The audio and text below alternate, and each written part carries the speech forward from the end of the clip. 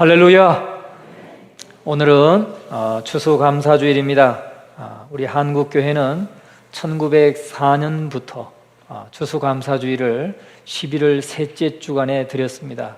처음에는 우리나라에 처음으로 선교사가 들어와서 인천항에 발을 내린 그 제물포항에 발을 내디딘 그날을 기념해서 11월 셋째 주 수요일 날 이렇게 추수감사절로 첫 감사절을 지켰다고 합니다.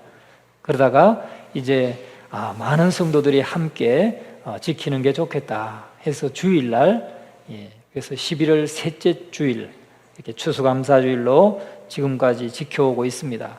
또 요즘에는 우리 한국교회는 때때로 우리 한국 실정에 맞게 우리가 한가위 추석 때 드리는 것이 좋지 않을까 해서 그렇게 드리는 교회들도 있지만은, 그러나 제가 볼 때는 역사적으로 볼 때나 우리가 꼭 곡식만 추수하는 게 아니잖아요.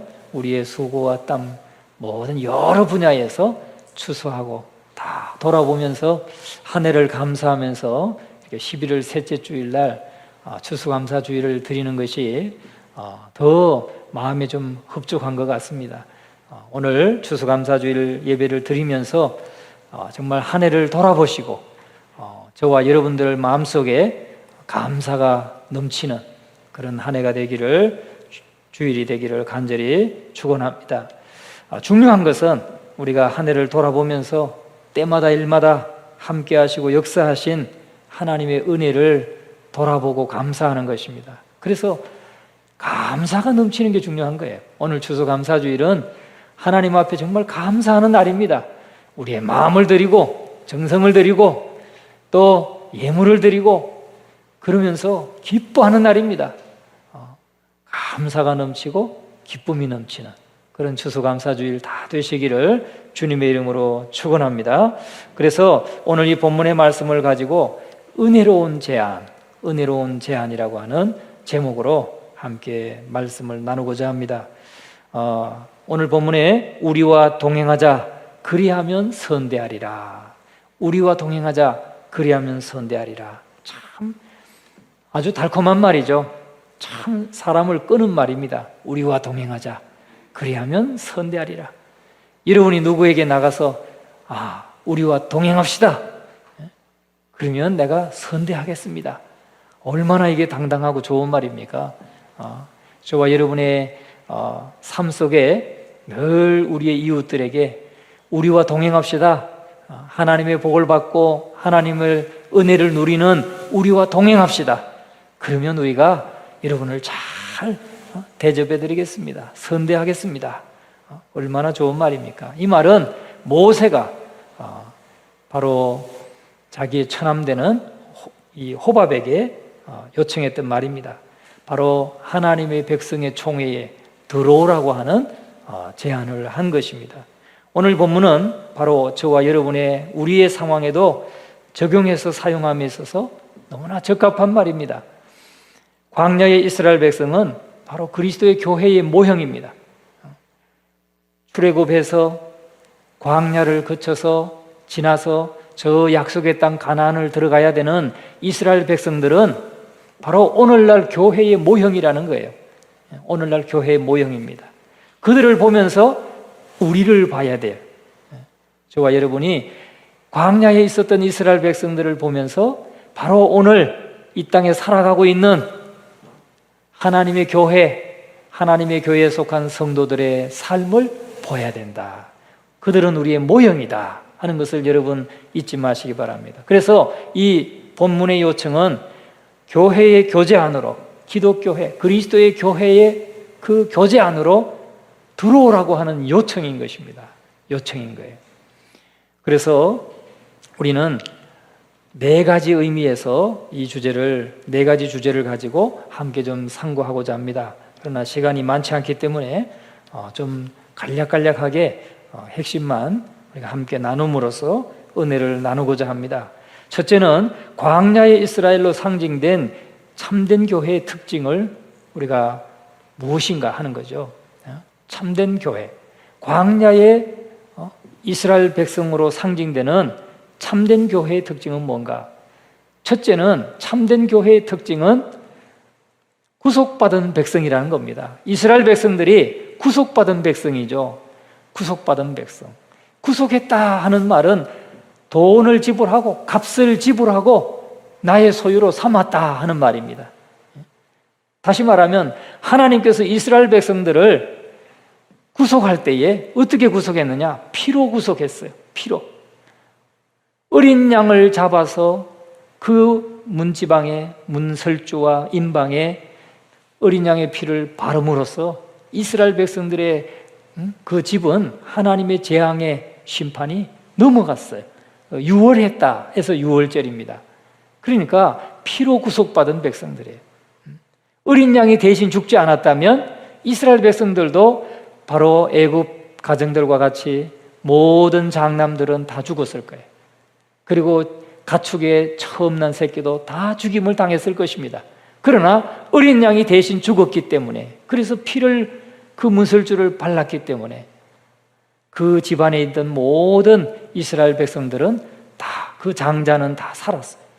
또 처음 난 새끼는 다 살았어요. 그런 은혜를 받은 사람이 구속받은 백성이란 것입니다. 바로 오늘 이 시대의 하나님의 교회는 예수 그리스도가 십자가 위에서 우리의 죄를 대속하기 위해서 십자가에 죽으시고 또 부활하심으로 말미암아 하나님이 당신의 아들을 독생자의 생명을 값으로 지불하고 우리를 하나님의 소유된 백성으로 삼으셨다는 사실입니다. 이 사실을 여러분 믿으시기를 주의 이름으로 축원합니다. 바로 이 그리스도의 피로 구속받았고 성령이 내주하심으로 우리를 죄에서 성결하게 하고 죄를 떠나게 하고 죄를 미워하게 하는 이 은혜를 우리가 입었다는 사실이죠. 그래서 우리는 구속받은 백성이었다. 광야의 백성들로 상징되는 하나님의 교회의 특징이 뭐냐? 참된 교회의 특징이 뭐냐? 구속받은 백성이다. 여러분, 우리 안에 구속받은 이 신앙 고백이 있어야 될 줄로 믿습니다. 그리스도의 피와 성령의 인치심으로 우리가 구속받은 백성이다. 나는 구속받은 백성이다. 이 신앙 고백이 오늘 저와 여러분 안에 확실하지 않다면 여러분은 아직도 이 하나님의 구원의 잔치에 참여할 자격이 되지 못한다는 거죠. 구속받은 백성이었다. 두 번째는 이들의 특징은 뭐냐?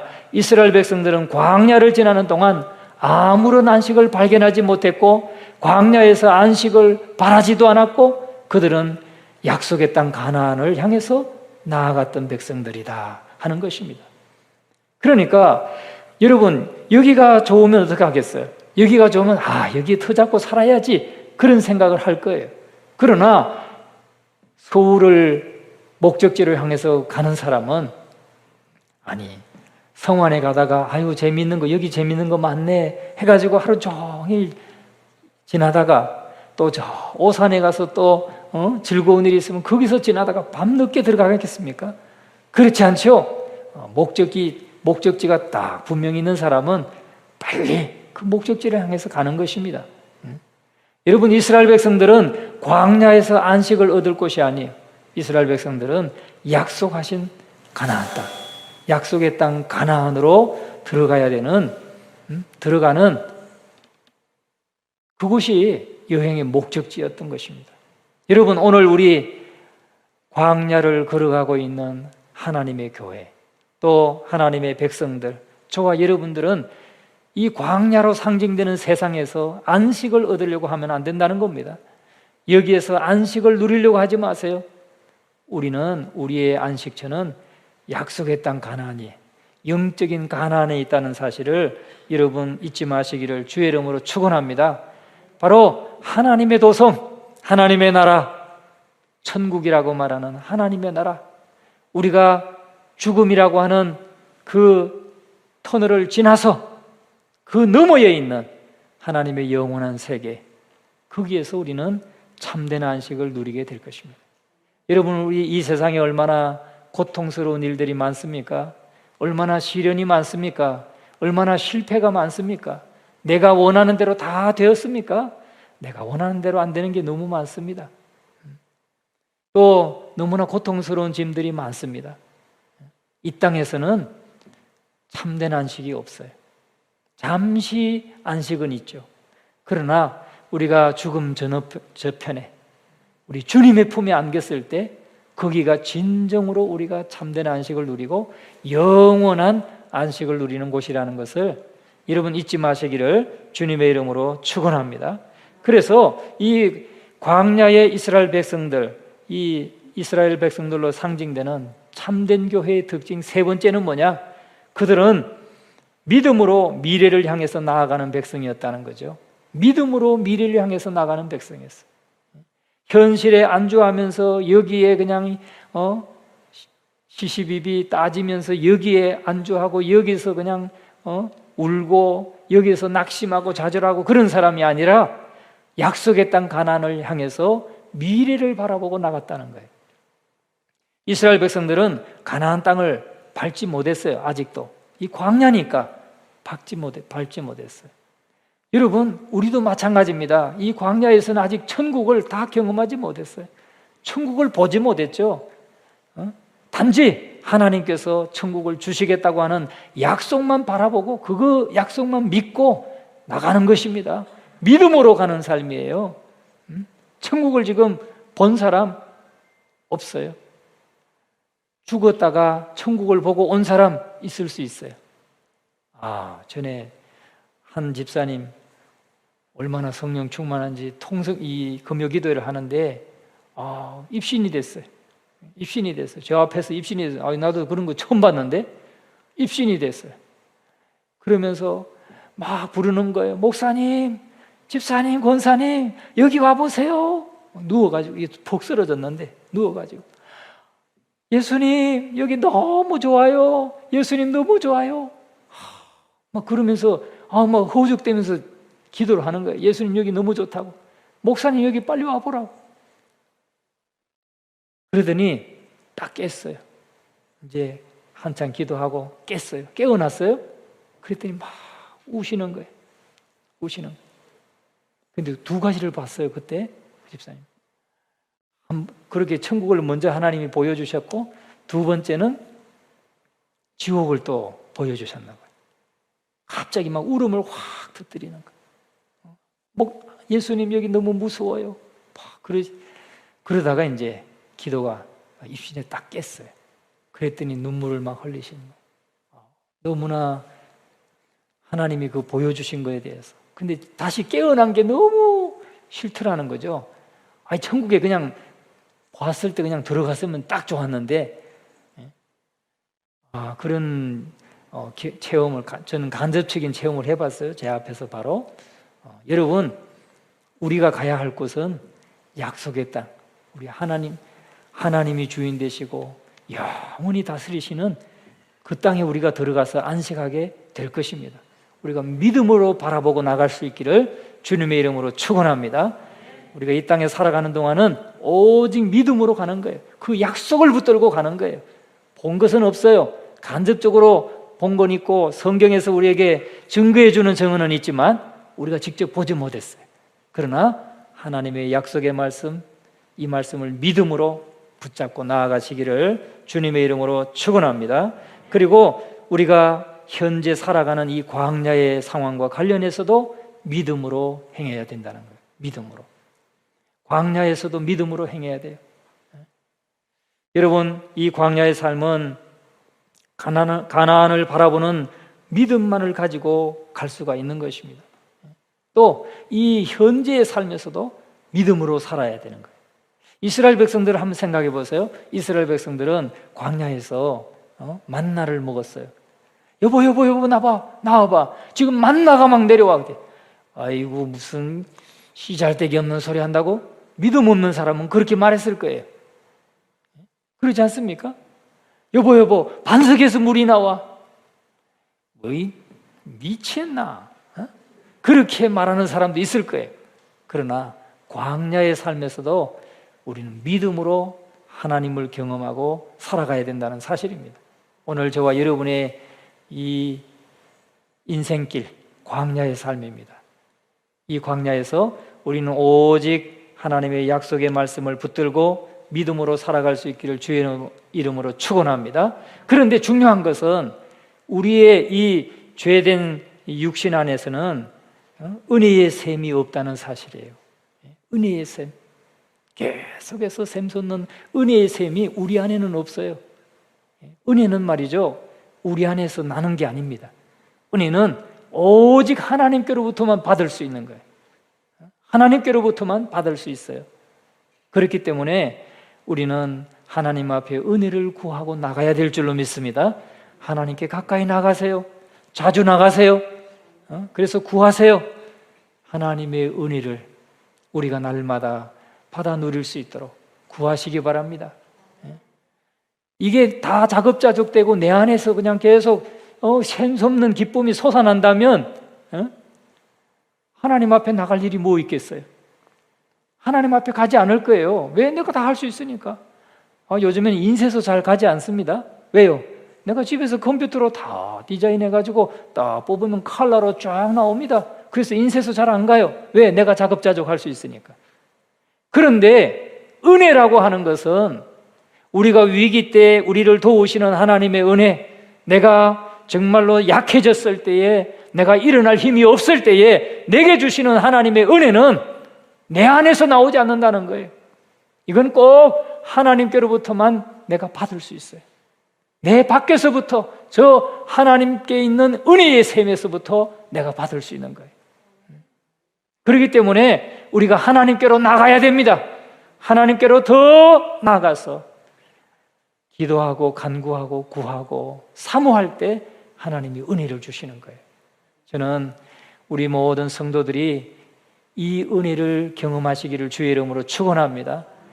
예수님께서 우리에게 맛보기로 주셨어요. 성령을 우리 안에 넣어주셔서 내 배에서 생수의 강이 흘러나리라. 성령을 모시고 성령과 늘 동행하고 성령과 함께하는 사람은 그 생수의 강을 맛보게 하셨어요. 할렐루야. 성령 충만을 갈망하시기를 주의 이름으로 축원합니다. 은혜의 샘을 갈망하시기를 바랍니다. 그건 내 안에 없어요. 하나님께로만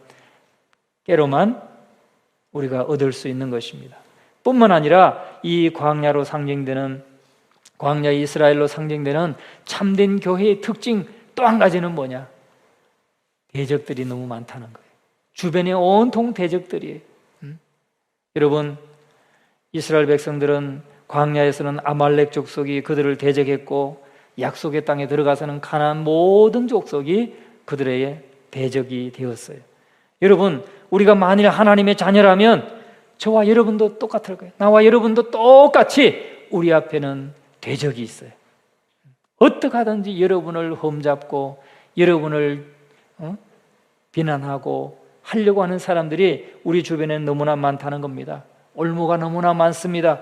유혹에 우리는 노출되어 있습니다. 항상 모든 일 가운데 악한 마귀는 틈탑니다. 특히 좋은 일이 있을 때 호사다마라, 이렇게 추수감사주일로 막 우리가 기쁨으로 하나님 앞에 감사하고 돌아서는데 마귀는 딱 시험하려고 하는 거예요. 마귀가 시험할 겁니다.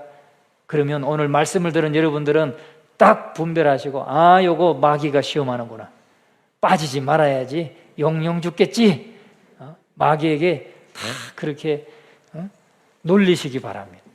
할렐루야. 성령 충만해서 우리가 믿음으로 이겨나갈 수 있기를 주님의 이름으로 축원합니다. 자, 그런데 우리는 사람들에게, 두 번째로 사람들에게 동행하자고 초청하는 것은 교회의 의무라는 거예요. 그리스도의 교회의 의무입니다. 사람들에게 초청하는 것은 의무예요. 그런데 이것은 첫째는 우리가 1차적으로는 사역자들에게 잘 적용되는 말씀인 것입니다. 사역자들에게. 우리가 사실은 목회자나 성도가 믿지 않는 사람들에게 여러분 우리와 동행합시다, 우리가 선대하겠습니다, 이렇게 말하는 것처럼 보이지만 1차적으로는 지금 누구를 초청하는 거예요? 호밥을 초청하는 거예요. 호밥. 모세가 광야를 잘 아는 호밥, 광야에서 살고 있는 호밥, 그래서 우리에게 눈이 되어 달라고 요청하는 것입니다. 우리가 31절 보세요. 모세가 이르되 청하건대 우리를 떠나지 마소서. 당신은 우리가 광야에서 어떻게 진칠지를 아나니 우리의 눈이 되리이다. 호밥을 초청하는 겁니다. 광야에서 뼈가 자라고 잔뼈가 굵은 이 호밥을 초청해서 함께 동행하자. 당신이 우리와 함께 간다면 우리가 어디에 진을 치는 것이 안전하고 어디에 진을 치는 것이 편안하고 어디에 진을 치는 것이 위험하고 이런 것을 당신이 잘 알 테니까 당신이 이 광야로 우리를 인도해 갈 때 당신이 좀 눈이 되어달라 요청하는 거예요. 여러분이 하나님의 교회에 목회자를 초청할 때도 마찬가지예요. 목회자는 여러분의 눈이 되는 사람입니다. 눈이 되는 사람이에요. 근데 앞에서 인도하면 여러분이 따라와야 되는 것이죠.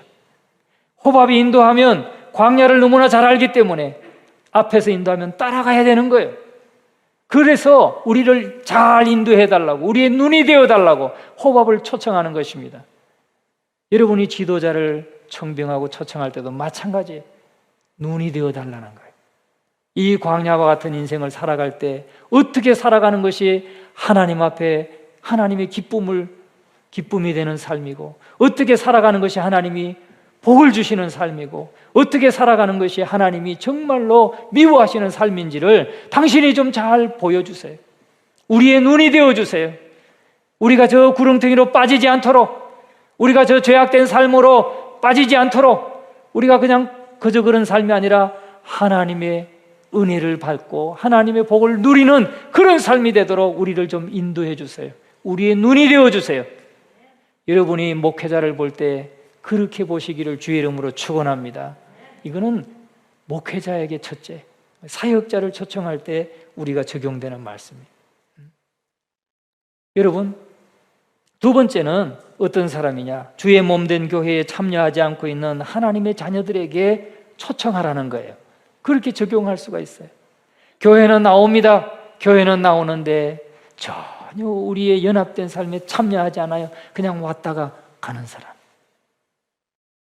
왔다 가요. 언제 또 떨어져 나갔는지 몰라요.